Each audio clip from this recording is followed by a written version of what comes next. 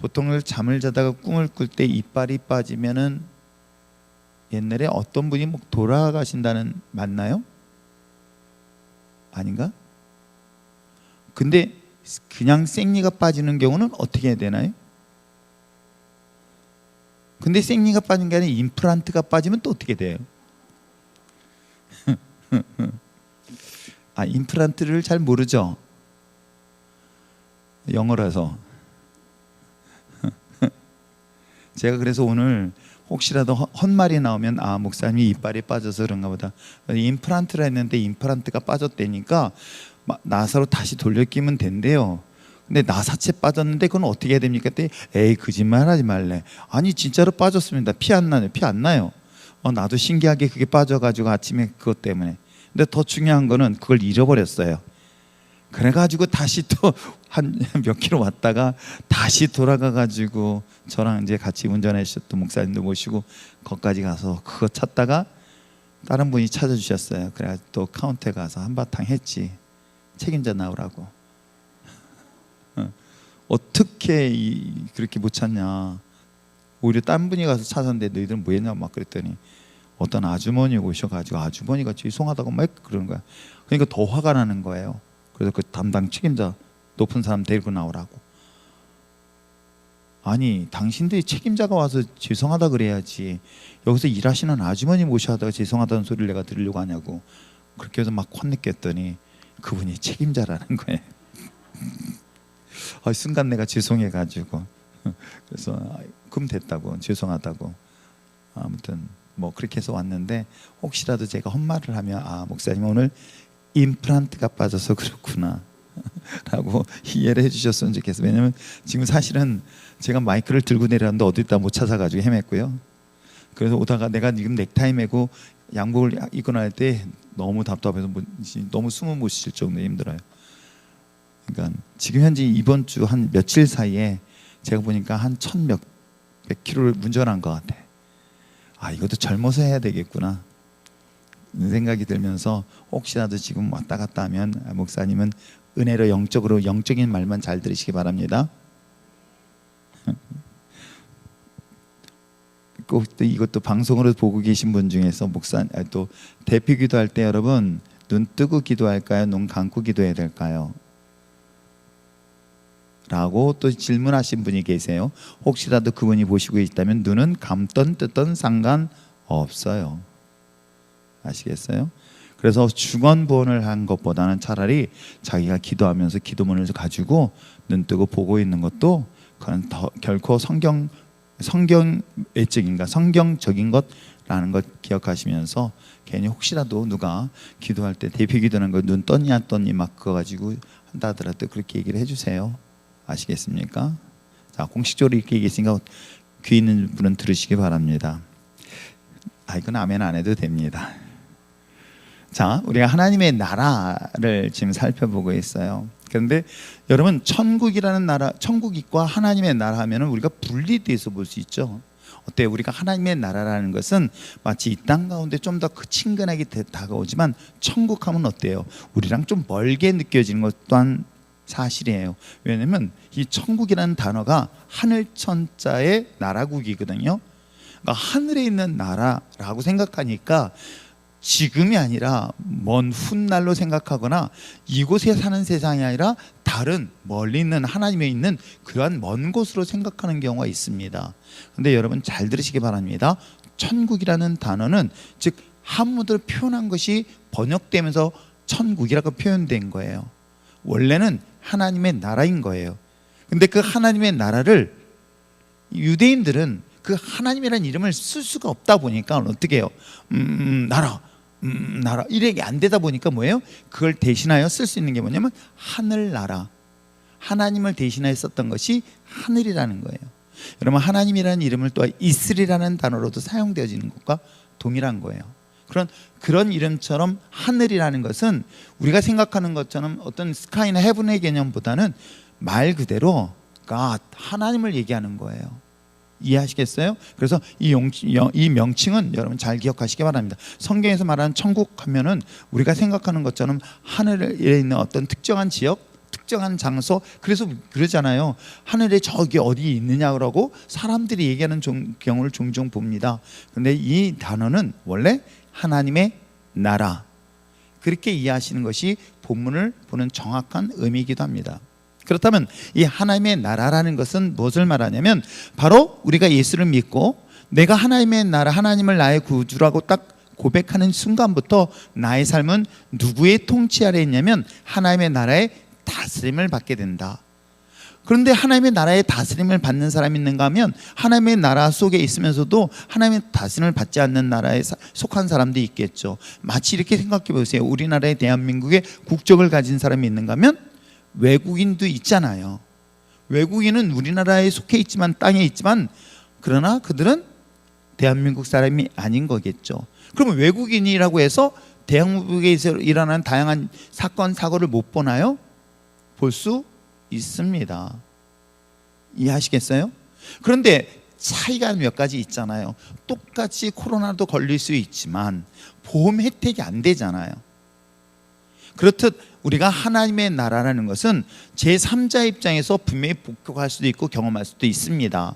그래서 예수님께서는 이 땅 가운데 오셨었을 때 예수님이 다스리는 나라, 즉 예수님께서 하나님이시기 때문에 그 하나님이신 예수님을 보면서 그를 통해서 하나님의 나라가 어떻게 일어나는가라는 것들을 우리가 요한복음을 통해서 표적을 통해서 보고 있는 거죠. 그런데 그것은 예수님의 제자만 본 것은 아닙니다. 놀랍게도 예수님의 표적, 예수님이 다스리는 나라 안에는 그것을 똑같이 경험하는 사람도 있었죠. 가나의 혼인잔치의 첫 번째 표적 같은 경우는 예수님의 제자들도 있었죠. 예수님의 어머니 마리아도 있었습니다. 그러나 그 사람만 있었던 건 아니잖아요. 분명히 혼인잔치에 참석한 수많은 사람들도, 또 예수님의 명령에 순종했던 하인도 있습니다. 예수님의 말씀에 순종한 하인이나 그 포도주를 마셨던 사람들이나 모두 다 하나님의 나라에서의 맛을 보거나 경험할 수 있지만 사실 소속된 거하고는 전혀 다른 문제가 되겠죠. 그래서 첫 번째 표적, 두 번째 표적, 이러한 것들을 통해서는 분명히 하나님의 나라를 목격하거나 경험할 수는 있어요. 그러나 놀랍게도 그 하나님의 나라에 소속되거나 하나님의 나라를 소유한 자는 그는 일정하게 구분되어진다는 것을 성경을 통해서 말하고 있는데, 그것을 뭐라고 표현하고 있냐면 바로 비유로 소개하고 있는 거예요. 그래서 그 비유를 통해서 하나님의 복음을 소유한 자만을 위한 것이라고 이야기하고 있다 한다면, 저는 여기 계신 여러분들만큼은, 아니 전 개인적인 욕심이라고 한다면 다른 교회는 몰라도 우리 율전교회만큼은 그 하나님의, 우리에게 이야기하는 하나님의 나라에 대한 비밀을 보고 소유하고 그 다스림 속에서 하나님 주신 놀라운 그런 하나님의 나라의 맛과 경험하며 나갈 수 있는 저와 여러분 되어지길 저는 소망합니다.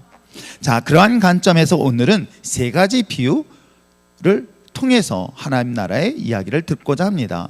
첫 번째, 두 번째, 세 번째. 근데 놀랍게도 이 세 가지 비유 속에서는 비슷한 게 두 가지 있지만 전혀 다른 게 하나가 있어요. 그래서 이것을 통해서 과연 우리가 생각하고 있는 하나님의 나라가 어떤 것인가를 한번 좀 깊이 생각할 뿐만 아니라, 여러분 생각해 보세요. 우리가 예수님을 믿고 하나님의 다스림을 받는 자라고 한다면, 하나님의 나라의 다스림을 받는 자들이 정확히 하나님의 나라가 무엇인가를 알지 않는다면, 깨닫지 않는다면 여러분 어떻습니까? 그 가치를 정말 알지 못한 미련한 자일 수밖에 없다는 것. 그렇기 때문에 여러분, 이 성경을 통해서 가르치고 있는 이 비유의 해석을 여러분들이 온전히 깨닫고 나갔으면 좋겠습니다. 자, 그렇다면 첫 번째 우리 44절 말씀을 다시 한번 읽어볼까요? 읽겠습니다. 시작.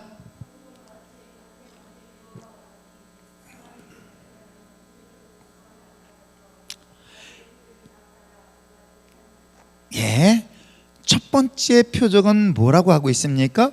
보화예요. 근데 그게 어디 있었습니까? 밭에 감추인 보화예요.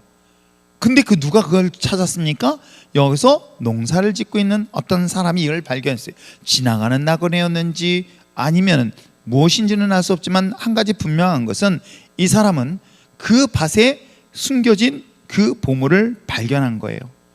그래서 이 사람은 어떻게 했습니까? 이 보물을 발견한 것을 주인 찾아준 것이 아니라 그것을 다시 땅에다 감춰놔요. 그러고 난 다음에 가서 자기의 모든 재산을 팔아서 그 땅을 소유하게 되어집니다. 물론 요즘은 그랬다간 큰일 납니다.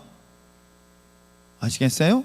이런 경우라면 우리나라 정서로 이해한다면 이거는 다른 물건을, 그러니까 이게 자기 물건이 아니기 때문에 이거는 분명히 나중에는 법적인 제재를 받을 수 있습니다. 그런데 이때 당시에 유대인들에게는 일반적으로 은행이 있었던 시절이 아닙니다. 그때 제가 은행을 했었으면 좋겠지만 어디다건가에 은행이 없다 보니까 자연스럽게 귀한 보석과 보물과 이런 것들을 어떤 동굴에 숨겨놓는다든가 아니면은 자신의 밭에다가 특정한 곳에다 감춰놓는 것이 일반적이에요. 그게 일반적인 문화였어요. 근데 문제는 뭐냐면 그렇게 감춰놓은 이유가 외부의 전쟁이 워낙 많기 때문에 그런 거예요. 전쟁으로 인하여 본인이 집안에 이게 뭐 집을 다 점령해서 털어가거나 그러면은 아무래도 위험하니까 값진 것은 아무도 모르게 자기만의 아는 특정한 장소에다 묻어버리는 것이 당시 유대인들이 자신의 가장 값진 것을 보관하는 방법 중에 하나이기도 합니다. 근데 문제가 무슨 문제가 생기냐면 그 전쟁 중에 죽음을 당하거나 전쟁 중에 본의 아니게 이곳을 떠나야 되는 경우가 있어요. 그리고 난 다음에 주인이 바뀌었습니다. 주인이 바뀌고 또 바뀌고 바뀐 것이 그 안에 땅에 숨겨져 있었던 것이겠죠. 그런데 어찌된 일인지 이것을 지나가는 나그네였는지 아니면 잠시 일을 하기 위한 그러한 사람이었는지는 알 수 없으나 이곳에 있는 보물을 발견했을 때 당시에 이 보물을 발견한 사람이 바로 그 땅을 소유한 사람이 주인이라고 보여지는 거죠. 그래서 이 사람은 이걸 취득하는 방법으로서 어떻게 해요? 땅을 사게 된 것입니다. 땅에 있는 속해 있는 것을 사면 그것의 보석, 그것이 그 땅의 소유, 그 안에 있는 모든 것들이 주인이 본인이 되기 때문에 이 사람들 그거 가지고 뭐 훔쳐갈 수도 있지만 그게 아니라 땅을 사야지만 이것이 자기 소유가 되는 거예요. 이게 일반적인 당시 유대 문화예요. 자, 그런데 왜 성경에서 천국은 뭐라고 얘기하냐면 감춰 있는 보물을 자기의 모든 대가를 지불해서 그래서 그 땅을 소유할 뿐만 아니라 그 안에 있는 천국이라는 그 보석을 내가 소유하게 되었다는 이 본문의 비유는 무엇을 의미하고 있을까? 여러분, 이 본문을 통해서 우리가 때에 따라서는 이 땅의 보석을 찾은 보화를 찾은 사람이 보석을 찾겠다고 무슨 금속 탐지기를 이용한 사람은 분명히 아닙니다. 우연히 발견한 거예요. 우연한 기회에 그에게 무엇을 봤습니까? 보화를 발견한 것이죠. 천국이라는 것을 보니까 아주 본인이 사모하지 않았고 본인이 기대하지 않았는데도 너무 뜻밖의 의외의 사건을 통해서 이 보화를 발견하는 그런 사례가 있어요. 참 놀라운 사실이에요. 근데 이게 하나만 있다면 우리는 모든 사람들이 우연으로 보거나 아니면 이런 모습으로 보여줄 수 있지만 첫 번째 것과 두 번째는 약간 다른 표현을 쓰고 있어요. 뭐예요? 두 번째 비유는 진주에 대한 이야기라고 했죠. 또 한번 읽어볼까요? 45절. 천국은 마치 좋은 진주를 구하는 장사와 같으니 극히 값진 진주 하나를 발견하며 가서 자기의 소유를 다 팔아 그 진주를 사느니라. 여기서 혹시라도 잘못 오해해서 천국은 마치 좋은 진주를 구하는 장사와 같으니 장사가 아니라 여긴 진주예요. 그러니까 이 본문은 이렇게 하는 것이죠. 천국은 보석을, 그러니까 이 좋은 진주를 찾아다니는 그 장사가 발견한 진주와 같으니, 값진 진주와 같으니, 이렇게 이해하면 돼요. 그러니까 이 천국은 보석을 장사하는 보석상이 값진 보석을 찾은, 이렇게 해서 이 진주에다가 여기다 포커스를 맞춰야 됩니다. 자, 그렇다면 우리가 이야기하고 있는 밭에서 보화를 발견한 사람, 그 다음에 또한 이 보석을 찾고자 수고했던 이 장사꾼의 모습의 차이는 뭘까요? 한 사람은 아무런 수고하지 않았는데 우연히 하나님의 나라를 발견하게 됐죠. 한 사람은 그 갈급함과 또 목마름과 그 수고와 애씀, 그 좋은 값진 보화를 찾기 위해서, 진주를 찾기 위해서 수많은 길을 돌아다니며 찾아다니며 수고하고 애쓰는 이 두 가지 모습. 그렇다면 이 천국이라는 것은 이 두 가지가 다 포함되어져 있는 거예요. 아, 난 이렇게 해야만이 천국을 얻는다? 라고도 할 수 없고, 또 정반대로 어떻게 해요? 내가 수고하지 않았는데 우연히 발견할 수도 있어. 그러니까 난 아무것도 안 해도 돼. 이 논리로만 적용할 수 없는 것이 두 가지가 다 포함되어져 있다는 것을 먼저 꼭 기억하시길 바랍니다. 그래서 나는 우연한 기회에 쉽게 발견할 거야 라고 한다면, 저는 두 번째 사례의 비유를 통해서 그 못 구합니다라고 얘기할 수 있고, 또 정반대로 난 열심히 수고했을 때 뭔가를 얻을 것이다라는 기대하는 사람들에게는, 그러나 하나님의 은혜가 있어야만이 하나님께서는 그 보화를 얻을 수 있다라고, 이 두 가지, 그렇기 때문에 서로가 서로에게 있어서 서로를 비난할 수 없는 그런 이야기가 사실 본문에 시작되어진 내용이기도 합니다. 자, 그러한 가운데서 공통된 게 하나 있었죠. 우리가 주의 깊게 보는 것이 뭐예요? 하나는 우연히 발견되었던, 아니면 열심히 사모하고 갈급해가지고 정말 힘들게 얻었던 그들에게서는 이 천국을 갖기 위해서 어떻게 했습니까? 뭐 하고 있어요? 자기의 모든 소유를 팔아서 이 값진 하나님 나라를 소유하고 있다는 거예요. 이 말을 여러분 가볍게 보지 마시기 바랍니다. 하나님의 나라에 대한 가치를, 여러분 이게 얼마나 대단한 가치인지, 그 가치가 자신 있는 모든 것들을 내어놓고 그것을 소유할 수 있을 만큼의 가치, 한 번쯤 생각해 보시길 바랍니다. 자신의 밭에 그 엄청난 보화가 있었습니다. 또 자신에게 가지고 있는 엄청나게 값진 진주가 있었습니다. 그런데 놀라운 사실은 자신이 가지고 있는 그 진주, 자신이 가지고 있는 그 땅, 그 안에 엄청난 보화, 근데 중요한 건 뭡니까? 이건 분명히 원주인이 있었잖아요.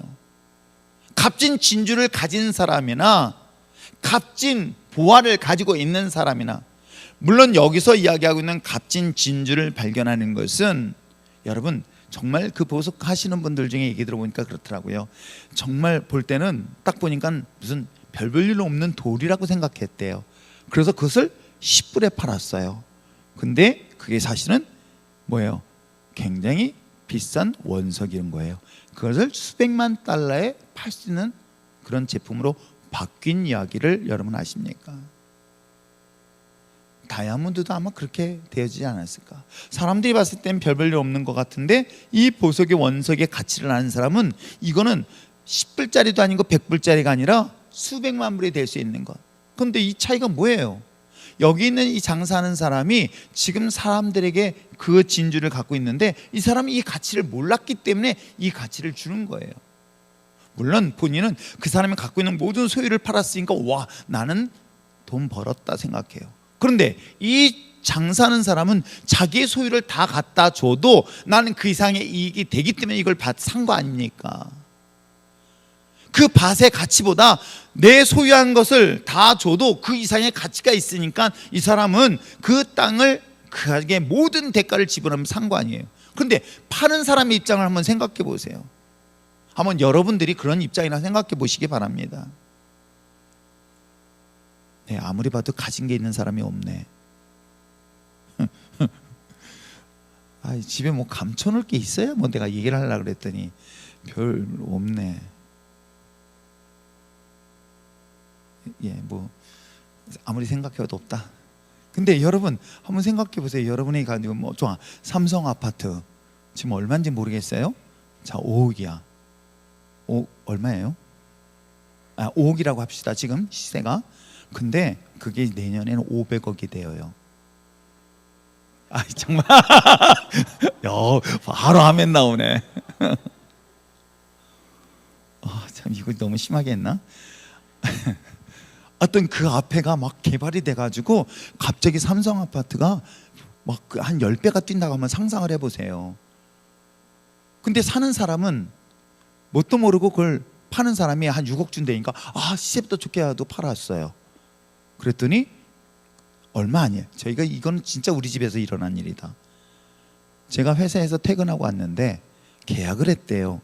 엄마, 계약하지 말라는데 왜 계약했니? 왜? 그때 당시 저희 집의 시세가 뭐 그때만 알아도 되게 오래전이긴 하지만 한 4천 정도밖에 안 됐어요. 그래서 말이 4천이지, 그때만 한 4천이면요 강남에 아파트 산대요. 근데 우리 어머니는 그걸 4천에 팠는데 얼마 주겠는데 5,500 준다고 해서 얼른 팔았대. 어머니 팔지 말라고 내가 올 해내 내내 얘기하지 않았습니까? 그때 팔았대. 팔고 한 몇 개월 됐더니 그게 얼마짜리 된지 아십니까? 그게 6억이 넘었어요. 그래서 우리 어머니 4,500 팔았다고 잘했다고 그래가지고요, 제가 속 터서 죽는 줄 알았어요. 왜냐면 거기가 갑자기 아파트 개발이 돼. 그러니까 그때는 허름한 집이었다 아파트가 확 개발돼 버리니까 지금 그 집, 그러니까 이게 땅이 되게 넓거든요. 땅이 한 100몇십 평 되니까 생각을 해보세요. 이게 그러니까 산 사람은 완전 거저주고 산 거지. 아 그래도 할머니, 어머니 정말 이게 정말 그렇게 했을 거 아니야. 그러니까 우리 어머니는 좋아가지고 예 그래도 많이 비싸게 받았다 막 그랬을 거 아니에요. 여러분 어때요? 지금 그 진주이던 그 밭에 있는 보하던 놀라운 것은 소유한 사람은 그 가치를 몰라요.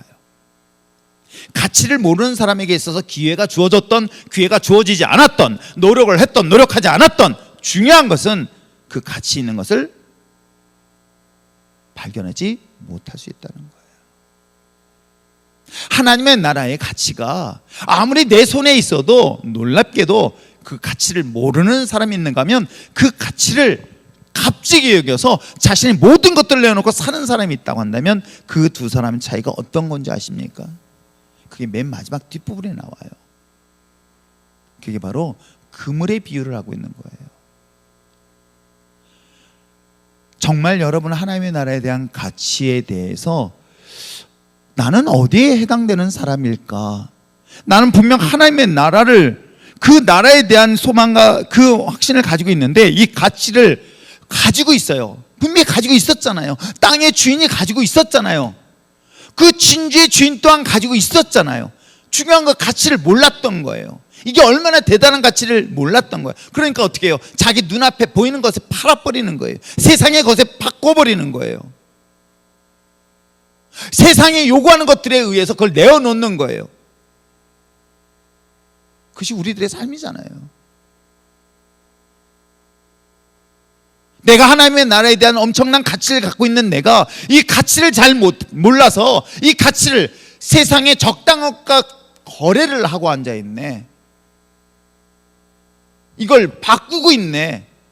그것이 명예도 될 수 있고요, 권력이 될 수 있고요, 돈도 될 수 있고요, 세상의 풍요로운 것도 될 수 있다는 거예요. 내 신앙을 그것과 쉽게 바꿀 수 있는 것은 오늘 성경 속에서 이야기하고 있는 사람들의 이야기는 아닐까요? 목회자랑 안 그래요? 목회자도 그럴 수 있습니다. 정말 영원한 하나님의 나라에 대한 다스림에 대한 이 확신이 세상에 그 어떤 것보다 가치 있다고 생각한다면 여러분 세상에 그 어떤 것에 내가 신앙을 팔거나 믿음을 팔거나 바꾸려 하는 미련한 사람이 과연 어디 있겠어요? 저는 우리 율전의 신앙의 공동체, 저한테 사실 여러분들은 저랑 같이 버티고 오는 건 기적인 거예요. 고개를 끄덕이면 곤란한데 은혜인 거예요. 그렇게 요구도가면서 맞아가면서 버티고 견딘 것은 하나님의 은혜인 줄 믿습니다. 그럼에도 불구하고 하나님의 나라에 대한 가치는 놀랍게도 정말 우리가 냉정하게 한번 분별해보고 냉정하게 자신을 보시기 바랍니다. 여기에 등장하는 사람 보세요. 천국은 진주고 천국은 보화야. 근데 거기는 등장하는 사람이 놀랍게도 이걸 우연히 찾은 사람이든 이걸 찾기 위해 수고한 사람이 있는가 하면 이미 소유한 사람이 있는 거예요. 근데 그걸 세상의 값의 기준에 맞춰서 팔아버려. 세상의 기준에 의해서 자신의 신앙을 쉽게 팔아버릴 수 있는 그런 어리석은 사람에 대한 이야기를 또한 하고 있어요. 그래서 이 비유를 통해서 듣는 자에게는 하나님의 은혜를 더할 것이고 그렇지 않은 자는 있는 것도 뺏어간다는 이야기가 오늘 이 비유를 통해서 이야기를 하고 있는 거예요. 여러분은 어떻습니까? 혹시라도 지금 이 본문의 독자들은 분명히 유대인들인 거예요. 하나님에 대한 신앙을 가지고 있었던 사람들인 거예요. 이방인의 이야기가 아닙니다. 하나님 믿지 않는 사람들의 이야기가 아니라 교회 공동체 안에 있는 사람들에 대한 메시지인 거예요. 그런데 나는 정말 하나님의 나라를 위하여 나의 모든 것들을 내어놓을 수 있을까? 아니면 그것을 세상의 것으로 바꿔서 그걸 팔고 있을까?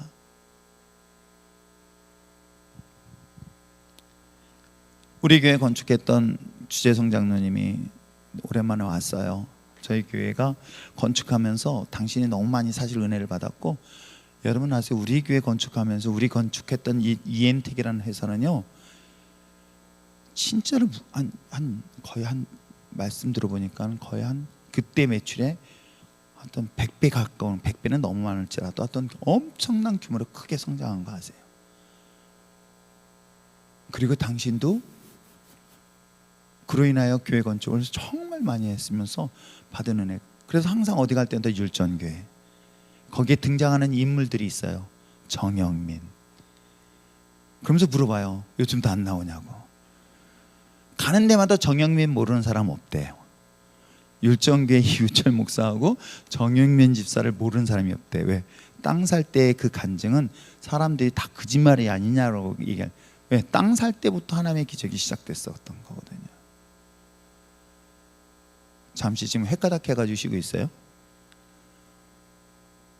하나님 앞에 쓰임 받을 때 여러분들이 여러분의 신앙 속에서 내가 정말 가치 있는 것에 대하여 어떤 것에 더 큰 가치를 두고 있을까? 그렇다고 해서 세상에 구질구질하게 하나님의 자녀를 살게 하지는 않아요. 하나님은 더 풍요롭게 하세요. 그런데도 불구하고 내가 이걸 따라가지는 않겠다는 거죠.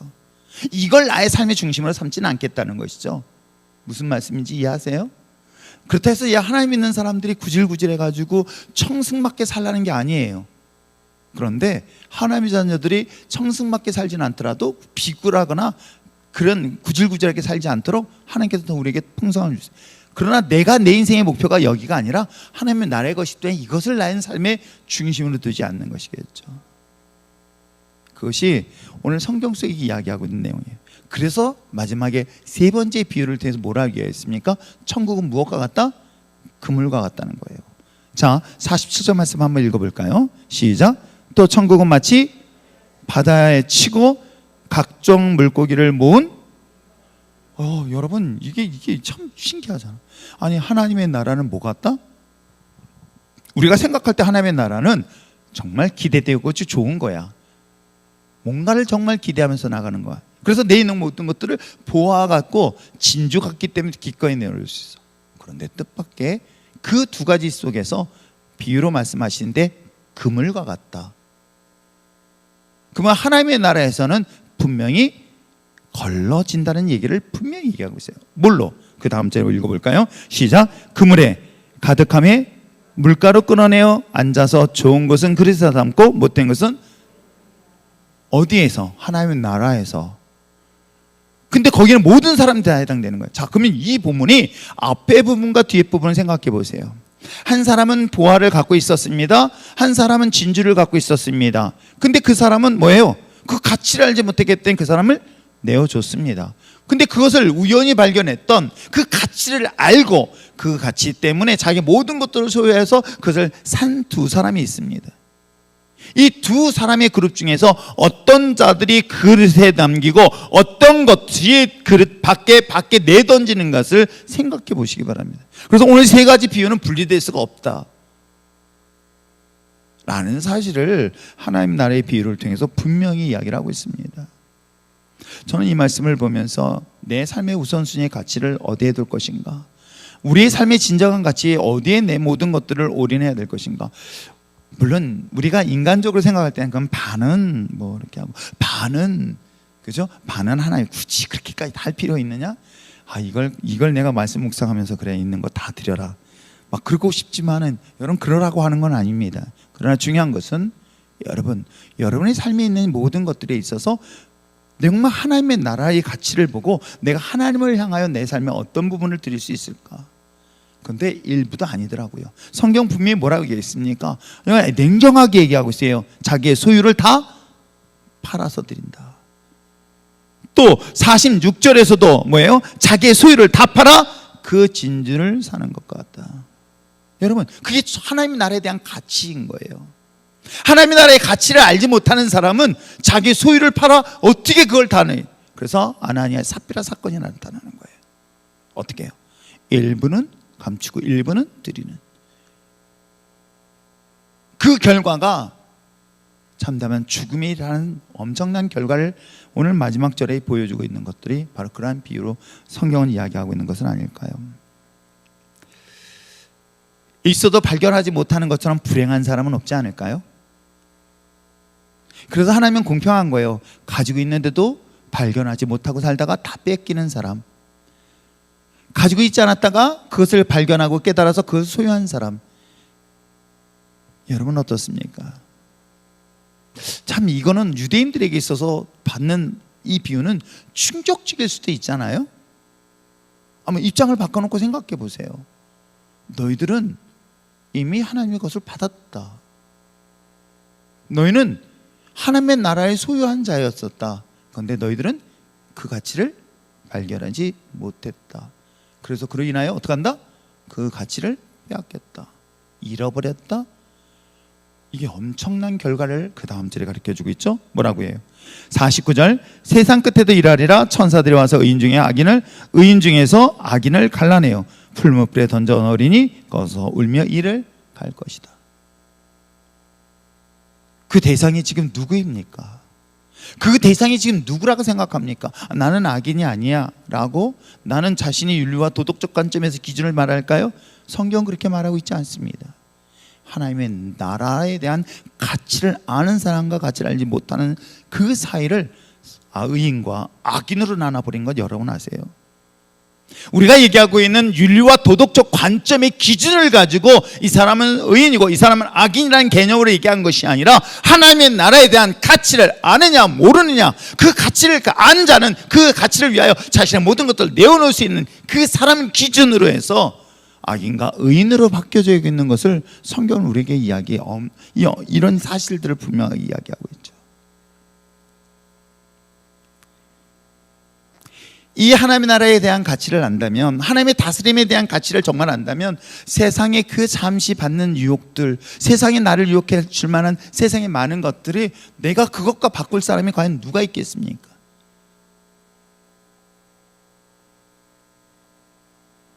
뭘 모르는 경우는 참 실수 많이 하잖아요. 그렇지 않나요?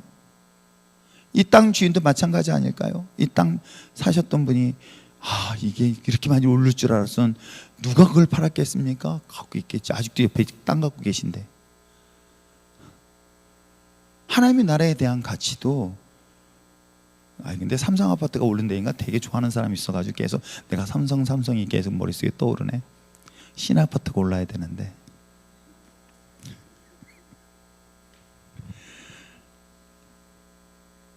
하나님의 나라,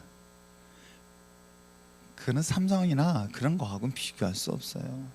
그는 어찌 보면 배설물처럼 엮여질 수밖에 없어요. 내가 세상에 소유한 것들에 대한 가치가 나의 삶에 나를 알리는 것이 아니라, 비록 나는 세상에서 우겨싸움을 당하고 고통을 당하고 심지어는 내가 예수를 증거하다가 목숨의 위협을 당하고 십자가에 거꾸로 매달려 죽는다 할지라도 나는 이것을 다 드려도 나는 영원한 하나님의 나라에 대한 가치를 발견한 사람은 이런 그 죽음 또한 두려워하지 않을까요? 왜 두려워합니까? 예배 자리요? 여러분 생각해 보세요. 하나님의 나라의 통치와 다스림을 받는 사람에 있어서 왜 그 우선순위의 가치들을 왜 쉽게 바꾸면서 잃어버릴까요?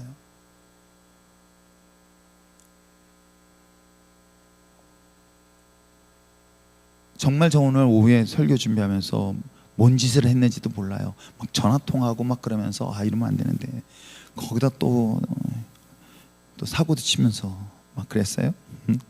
그러면서 이 본문을 머릿속에 기억하면서 흔들리지 말아야지. 이 세 가지를 얘기하면서 어떻게 하나님께서 이 천국에 대한 비유를 할까? 그럼 내가 하면서 나는 어떨까를 생각해 보는 거예요. 나는 정말 하나님 나라의 가치에 인생에 가장 우선순위를 두고 있을까? 때에 따라서는 부끄러울 때도 있고 부족할 때가 사실은 참 많이 있어요. 그럼에도 불구하고 제 마음 깊숙하게 사로잡힌 게 하나 있다면, 하나님이 너 나 내려놓고 너 하면서 항상 주님이 저한테 물어볼 때가 있어요. 그때마다 내가 하나님 앞에 고백합니다. 어떤 경우가 있을지라도 하나님의 그 뜻을, 하나님의 나라에 대한 소망은 내 마음속에 흔들리지 않게 해달라고.